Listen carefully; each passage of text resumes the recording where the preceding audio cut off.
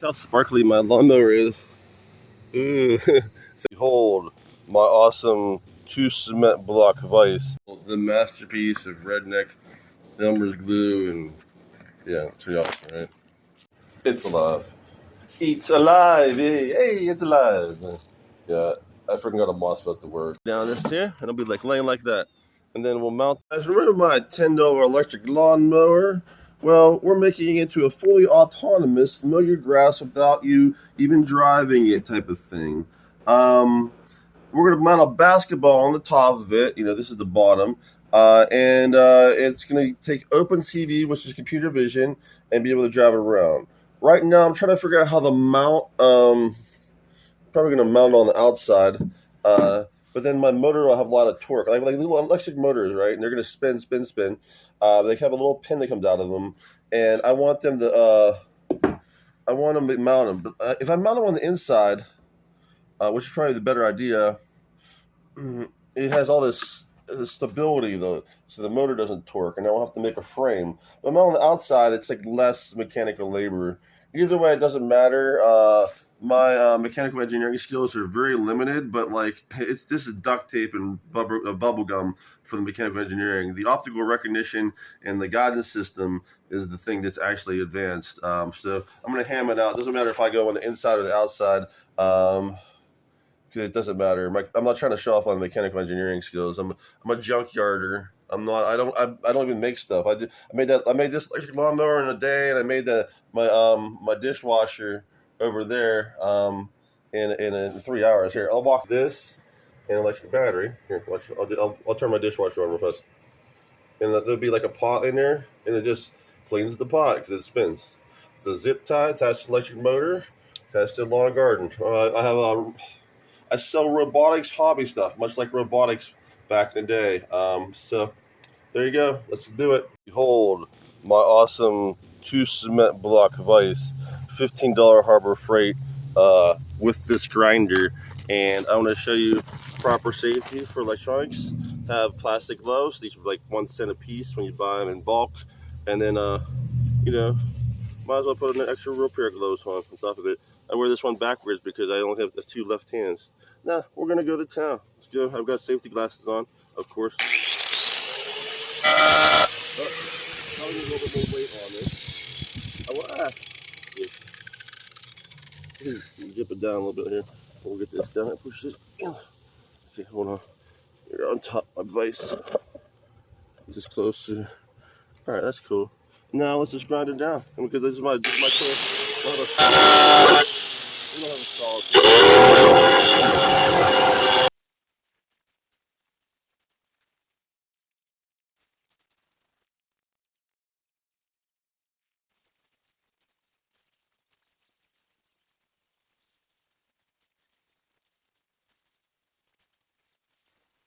I sucked a bunch of sawdust up in there, which is not good because sawdust causes cancer, believe it or not. But anyway, there we go. Let's see if I can do it. Kiba. All right, there. So what we got here is not failure to communicate. These blocks will go on the outside of my tire now. My mechanical engineering skills are very limited, so my plan for mounting a self-propelled lawnmower, which is actually pretty decent, goes from me pushing it, is to I'm going to attach this wooden block to this. And I believe what I'm going to do is I'm going to drill holes in it and just put screws straight into it, and that's going to be it for right now. Later I'll do locking bolt mechanism. Then after that I'll mount the motor like right here, right in the center. You can find the center by spinning it with a pencil and find out the center of it, and then just mount it. The motor, probably going to put like an overarch on top of it. Like I said, my mechanical engineering skills are limited. Mechanical engineering skills are weak, and I'm going to redneck this one. There's another that went through. Bingo bango. The masterpiece of redneck Elmer's glue, and yeah, it's pretty awesome, right? And jalopy the other side. It was off-centered. I used the pick here to spin like a chopstick, and then what I would do is if it was too high up, when it spun around, I put it down and too down. I found a proper middle thing. This is the motors I'm going to be using. They're pretty freaking high powered. I think I might get too high powered lawnmower motors. I might use them from a bicycle, so I don't want to put too much of an adhesive on here. But like, here's what it's going to actually be working. So I'll give you an example. Like it's.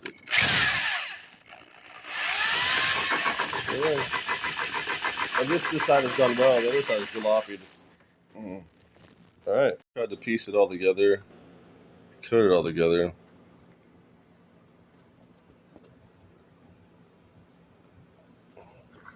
Look, that's pretty good. It's right down the center. The other side's jalopy. It goes up and down a little bit. It's because it's not balanced. Now, if you'll notice something, those motors have the Newton's second law of second and third. There you go. The one on the one side is jalopied, but they'll still run pretty okay. I'm concerned they might be have too much spin, too much RPM. But at the same time, if you notice, they're hanging suspended. So if you would spin them, they would spin themselves. So we're violating Newton's third law. We need a frame. We got a nice big old 2x4. We'll lay down this here, and it'll be like laying like that. And then we'll mount those kind of evenly. Try to put that side down, make it all look nice and that way. Put it evenly, and then we'll mount another wooden bracket onto that, right? So those motors can't spin in place. And my man, Buford, Sheriff Buford is my buddy who plays League of Legends. He'd get a kick out of that. He's no longer Sheriff Buford. He's Evan Parada. He's #1 Mundo Master in the world. So he's going to probably get a kick out of my lawnmower design. Hey, Evan, how you doing? And here we go. Obviously, hey, it looks pretty at night, dude. Look at it sparkly. Wow, that's cool. I put some glitter on it because I put glue on it and I want to make it look cool. So obviously, Sheriff Buford, my brother Evan Parada, changed his name because he didn't like The Rock voting for Joe Biden. Endorsing Joe Biden. He thought The Rock's a sellout, so he changed his name in League of Legends, the #1 Mundo Mastery. Only a couple of people with more mastery out of all the billion people who played. He's like top 3, right? He changed it because he didn't want to be associated with The Rock. But he really liked the old Buford T-poster. Oh, look how sparkly that is. That was cool. Anyway, I mounted it pretty firmly. I just put screws in here. I don't know if you can see it. That's the drill bit too. Here, look at this. This drill bit's lost. I just left it in there. Some shells in there. There's screws. There's nothing anchoring the bottom of the screw in except the weight, right? The top of it, I super glued the top head in, so it's pretty firm. It's just pretty firm. And what I'll do is I'll end up anchoring right here, that thing. I put like a front piece, so if I hit something, it's going to hit the anchor, right? And, the force will hit that instead of hitting my motor. There's one on that side. They're just $10 motors anyway. They're pretty cheap. I like the sparkly effect at night, though. This is pretty cool. Happy Labor Day, everybody. Have some fun here, so I can switch. Well, let me switch camera angles during this. We're about to have some fun. Fun being Arduino, messing with some MOSFETs. The idea of MOSFET is it takes 5 volts into those little things, and it turns a 12-volt channel on or off, which means Arduino can turn on and off car battery voltages. It's alive. It's alive. Hey, it's alive. Yeah, I forgot a MOSFET the word. What is a MOSFET, you might ask? Well, when you put 5 volts in, right here, 5 volts comes from the Arduino. Which is plugged into the laptop. Currently powering 5 volts. When you have 5 volts on, it'll enable this socket here, this positive minus to here, to go this way, positive minus, which is currently wired up to this motor. These 12 volts, lo and behold, it's wired up to a 12-volt battery. And we will take our magical last coupling, 5 volt, which is always on 5 volt. And you can see this with simulating Arduino turning on and off chromatically. You'll see the motor, the little basic motor, spin. See it spinning. And you see Newton's third law in action there, because when it rotates, it spins itself too. See there? And Newton's third law means it moves around, because it's spinning, it moves around. It's one of the things you do for your karate. Is that when you hit, you're going to push back. Kind of self-performance, kicking too much, but you also push off and stuff. Some wild stuff. But anyway, we got a MOSFET working, so it's basically Hyper Tough clamps. Everybody knows Hyper Tough brand is not that great, but it's okay, right? So $5 clamp. I think I'm going to glue my clamps on the motors to stop Newton's third law to hold that motor in place. And that'll be my general modus operandi, is to run things with hyper tough clamps. Pretty cool. Anything's cheap clamp. What you do is you just glue it on there, attach to JB Weld, resin, super glue, whatever you gotta do. Keep that thing in place. Might need a little bit more than just a little bit of plastic glue, but this could be modus operandi to keep my motors in place. Use clamps, and then obviously I just screwed that one in there. See, screw down that hole. That hole is a try one. Well, you laugh at the jury rigging and the tools everywhere, and the glitter, and the bucket of tools. Know that if I get a self-driving lawnmower driven by an external camera, much like the Dark Crystal character who had his eyes separated from itself, the robots can then move the cameras around, CPUs external from the robot, and the robot can self-replicate by making electric motors. No cameras, no silicon, just electric motors. So smelt and ingots extrude the wire wrap in the motor. Make motors, you make robots with a frame. These MOSFETs, this thing like here, it takes 5 volts in from the side, and it connects to 12 volt current. This is a really radical motor. They'll probably scare me when it goes on because it's that powerful. So basically the MOSFET takes in 5 volts in. So one is the ground, one is the live. So we just tap it, and it should make that motor spin a little bit. Should we get this going on here? Make sure I got my eyeglasses are fogging up. You always want to have eyeglasses when you spin really pretty intense motors. I'm gonna put the alligator clips here. This is what alligator clips are made for. Alligator clips made for. It's on the one side of the right. Really careful. It's on the side of the right. The left is nice open clip, so I'm not going to short it. So here's the moment of truth.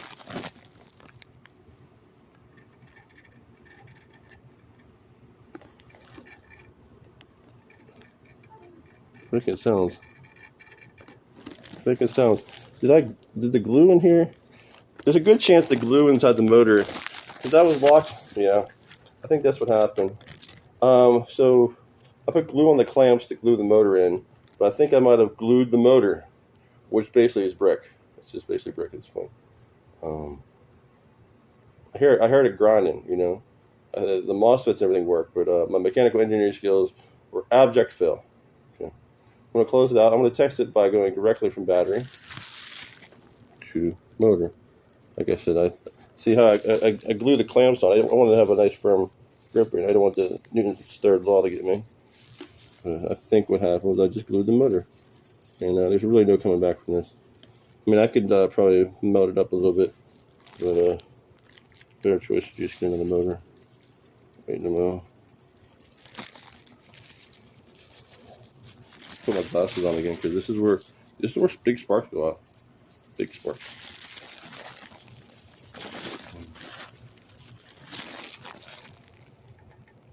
Yep, I'm pretty much just, that's the problem. It doesn't move. Lo and behold, I froze my motor. Good job, Jim. Gluing your motor together. Awesome.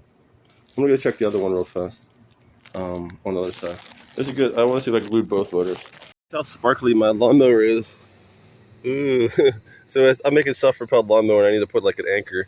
So I put a big 2x4 on it. But after I put glue on it, I want to make it look pretty. So there's like shells and stuff. I don't know. You like glitter stuff. Everybody likes glitter stuff. Power on those little cheap alligator clips I got from China. They weren't even very good alligator clips I got, but they did work a little bit, right? So I got alligator. Someday I'll learn how to say alligator, right? So my alligator clips were not enough for the 12 volt. So all I have to do is get myself a power cable from a computer, slap them together, and bingo bango. Next video we talk about the self-driving lawnmower. You'll see it in action, as well as it might even be working next time I do a video. I like give you like nice amounts. Right? Yeah, the motor's Should be fine. I have to drill it out though because it was cattywampus. It was it wasn't in the center. So if it's not in the center, it's gonna be like spinning all weird. Also, probably another reason it didn't spin up good. The other one spun. The other one spun because it was dead center. Like I said, I got the center with that toothpick. I mean that chopstick, and I was able to find the center by spinning. And when the chopstick's high, bring it down with slow. And eventually, you got the center. Right? You spin until you get the middle. And if it's not going up and down when you spin it, then it's right in the center. Right? Now, so I'm gonna drill out the other one. I'm gonna drill it out and put like glue and crud in there, and it'll spin good. Right? So until next time, expect a self-driving lawnmower. And remember, this is to the stars, man. I wouldn't be making a self-driving lawnmower. Why would? I wouldn't be making. I'm doing this to try and get a hold of Elon's attention. Like I got Sam Altman's attention. He's talking about forget about AGI. Let's get self-replicating spaceships. So spaceships land on a planet, colonize it, bootstrap civilization, and go to the next one. Right? That's what Sam Altman's saying, right? You heard that. But he was only saying that days after I was buzzing that up on Ashton's YouTube. Right? Ashton has a lot of scientific ideas. You know, he's a theoretical physicist. Ashton is my, he likes me, I like him. We're antithesis, right? I'm a functional scientist. I'll take everything we have, today's knowledge, and when someone discovers something, boom, I'll apply it all there, right? That's why I knew the future lithium-ion car. That's how I knew about AI. That's how I knew about the smartphone. Yeah, I'm the father of the smartphone and AI. I've shown that before. I could look it up real fast, but you can go to Techaform.com and just trust me with this. But the idea, we're going to the stars, man. So this lawnmower has to when it drops around my lawn automatically, it can be doing that in the Mars. It can be mowing Mars grass automatically. Haha! I will mow all the Mars on the grass. Jim, you're a shyster. You're like a shyster. You're trying to mow all the Mars on the grass. I meant to say mow all the grass on Mars. Boom! I can mow all the grass on Mars, right? Well, there's not even grass on Mars, but I'm going to bring the grass to the Mars because I bring all the grass to the Mars. All the girls in the yard. No, anyway, so, hey, I like to have fun, right? Who doesn't like to have fun, man? So, I'm actually going to bring grass to Mars because I'm the terraformer. No one's been able to terraform planetoids before the Sega de la Jim. And how do you do that? Self-replicating robots. How do you self-replicate a robot? Well, you reduce it so you don't need cameras. You don't need cameras, right? You don't need the cameras. So, Jim, you don't need silicone, you don't need cameras. How do you have a robot work? Well, I told you before, it is much like the Dark Crystal. The guy who pulls out his eye. Let's do this artistically. We're already going full fledged artistically. Let's have some fun, right? So, the guy who pulls out his eye in the Dark Crystal is like the robot who doesn't need a camera to see. Well, it has a camera, but it's on the wall. And there's a camera over here, camera over here. There's a couple cameras, so the robot moves around, knows that. So when the robot takes one camera off the wall and replaces it over here, the cameras know where it's at. We use an open computer vision, open CD, to know where the robot's at based on several different cameras. And these means these robots can move the cameras around so it can move all around Mars, even though it doesn't have a camera mounted to itself. And the CPU is external too because its wires go to the robot. So what is left with the robot? Just electric motors in a frame. Electric motors in a frame. And anybody with a brain knows electric motors can be made with wire, metal. So what do we do on Mars? What do we do on Mars? Well, these robots come down, you deploy a bunch of solar towers, you get base camp. Now these probably be controlled a little bit by people at base, at SpaceX or NASA or whatever, and they'll send commands, like programming commands to these robots. Now, since it's 8 minutes away, you can't really just joystick them, right? Because it's 8 minute lag. You'd be like, move forward, snooze, move an inch, right? No, you can't do that. You can't joystick it. You have to have processes. So what it will do is it'll be like, okay, I'm going to just scrape dirt into our smelter, and you'll ship a smelter there. It'll take a lot of energy to smelt, right? The solar will be a lot of energy to smelt. Eventually, we'll build like a massive metal reflection mirrors into a focal point to be our smelter. That'll probably be goal number one, is to build the giant smelter so we don't waste a lot of solar energy from our solar power to heat up the smelter. But like, long story short, let's just assume we have a smelter, right? The smelter, and then the robots just drag dirt into it, right? The smelter's really hot, right? And what happens, it makes ingots. You drag this ingot out, then you drag the dirt out that it wasn't metal, right? Then you do swinging in, you keep bringing, and then what you do is you keep piling up ingots, like Minecraft, right? You pile up the ingots, now you have metal ingots, right? Now we send extruders over with Starship over onto Mars, Phobos, Demios. I would like to hit all 3 planetoids at once, that way you have better bootstrapping. Elon put way too much cargo capacity in that Starship. You don't need all that to bootstrap civilization. You can merge Mars, Phobos, Demios in like several different locations with the amount of capacity Elon put on those ships, right? And you bootstrap civilization for like when we actually get it going, we'll be able to bootstrap civilization for 1/100th, 1/1000th of what's on Starship. Right now, it's the first chance. This is the first time we're terraforming another planet. Okay, so you land, set up boot camp, start dragging. You make your smelter. You have the robots drag dirt, just Martian dirt into the smelter. Now the smelter heats it up. You make ingots, right? You take those ingots, you put them through the extruder because we're sending extruders and smelters over there, right? You send extruders, smelters to begin with, and we make extruders and smelters later. But right now, there's some stuff's high tech. You don't want to. You can't really just bootstrap everything. If you send like nothing, you're not going to be able to do anything with it, right? You have to send something, and then that something builds something, right? Something comes out of something. You don't get something out of nothing, right? So we send an extruder and a smelter over there. There's many extruders, many smelters, and after robots drag dirt into the smelter, and then drag out the dirt and drag out the ingots, put the ingots back on. Make sure you make big ingots, right? Then you put these ingots through the extruder. Out comes wire. I'm not getting into details, the Martian atmosphere, and there's many different ways to insulate a wire.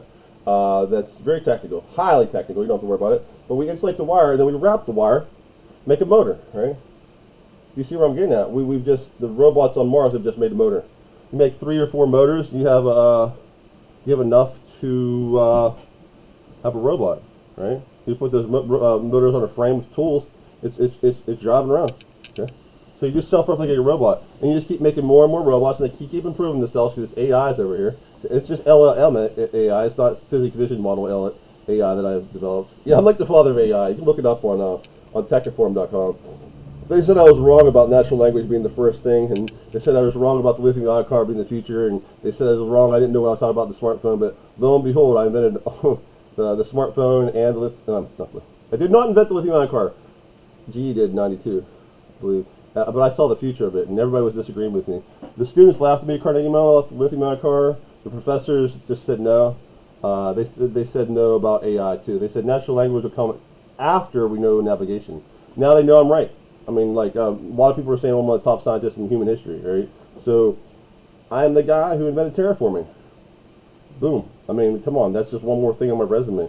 One's the Nobel Prize going to be like, hello. One's Elon going to be like, hello. Sam Altman's talking about me, but he doesn't know it was me. It was just buzzed up, right? James Sager, inventor of the smartphone, inventor of modern AI, inventor of future modern AI, and now I have self-replicating robots. Now these robots, as they replicate, you still have to have power, so you make solar towers. And if you know what a solar tower is, it's just a bunch of shiny metal aimed at a focal point. That focal point has water in it. Water gets really steamy, fires out a pinhole. That pinhole hits a turbine, slap a motor on that, now it's a generator. Boom, cover all of Mars in solar towers. When you cover all of Mars in solar towers, suddenly your dust storm goes away. As you get more and more solar towers, the dust storm starts to go less and less and less. We're conquering Mars, right? And this is the terraforming that will work. Recursion, anybody knows about recursion? You put like thousands and thousands of robots on Mars, and limiting factor will be the cameras and the computers, obviously. But we can send more cameras and computers as it starts to bootstrap, and boom, Mars becomes one big Techaform. It's all covered in solar towers. There's housing in there. You'll be able to separate the radiated materials. Be able to do fission in places with that radiated materials. Other radiated materials will be pebble reactors. The thing is, the robots are cleaning up the radioactive material on the planet, making it safe for human beings to go over there, and human beings will come in there, and it'll be like Eden. It'll be like a paradise planet because the water that we've harvested would be mitigated over into hydroponics, which we sent seeds over, and then you're just sitting there living, and the robots are just making what you want, right? So we're bootstrapping society completely from the beginning. Like, you'll be able to these robots will make anything. It's separating the elements of the entire planet, sorting through it, and then just to close, you're getting excited. As we move around the universe, if we land on another star system, and we're not going to be on the first planet. We're always going to send the robots first, because it beats the Jamestown paradox of starvation, right? So the robots land, they just they terraform the planet, but they're grinding up the elements, right? What if there's aliens there, right? Alien life. What if there is? I'm not saying there's aliens, but there might be aliens. No, that's just funny to do, right? That kind of wild. We'll just say that. But there's going to be beautiful stuff there, like crystal caverns, right? We just don't want to turn into one giant paperclip factory, right? So as it travels around, so Alpha Centauri will be a first interstellar travel probably.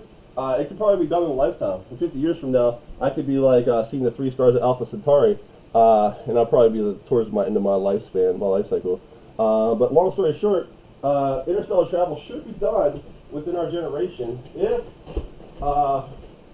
you stick around. Gen X, interstellar travel, man. Arcade generation, whatever you want to call it. I think generations are designed to divide people. You know, they're not there to unite people. It's like low-key ageism and stuff, right? I don't really buy into that generation stuff. But long story short, I am the guy who invented terraforming, and no one else is doing this. I can say NVIDIA stole my they call it SLAM, trigonometric navigation for factory robots. Yeah, it's using cameras on the robot, right? But this is called optic.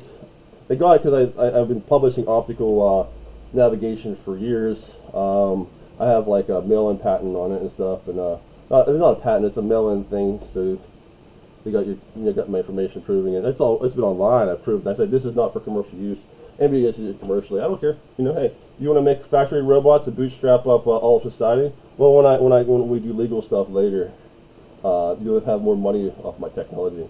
But long story short, the reason I developed this and no one else is because I'm the one who developed the optical recognition and the AI and stuff. I'm in the front. So where Ashton, like I said, it's beautiful. I love theoretical guys. Theoretical guys like Ashton, beautiful. You know, he's out there just trying to guess the stuff mankind doesn't know or who knows what. And it's wild, right? But me, I'm all functional. If someone invents something, I'll know what to invent off it. So what happened is, like, I was already cutting edge in AI. I was already cutting edge in vision. So I'm the guy who figured out you don't actually need a camera on the robot.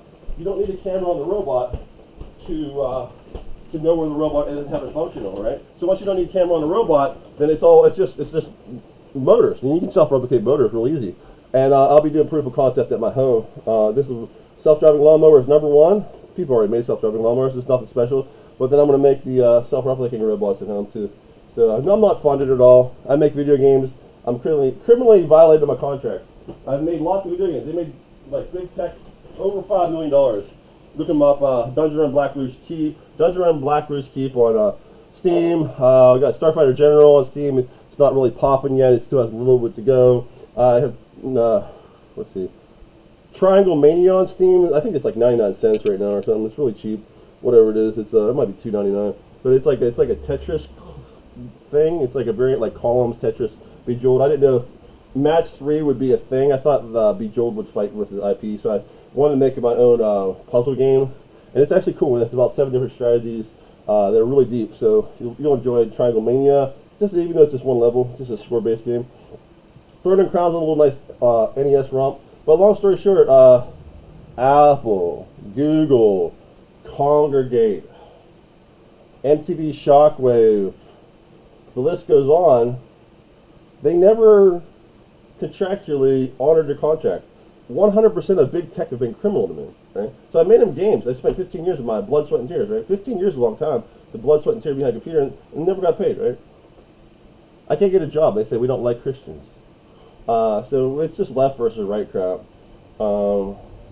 That's coming out now, and it's all in the news. And they bet their own fantasy world, and it's stupid. But long story short, I'm waiting to get paid. I've never been funded, man.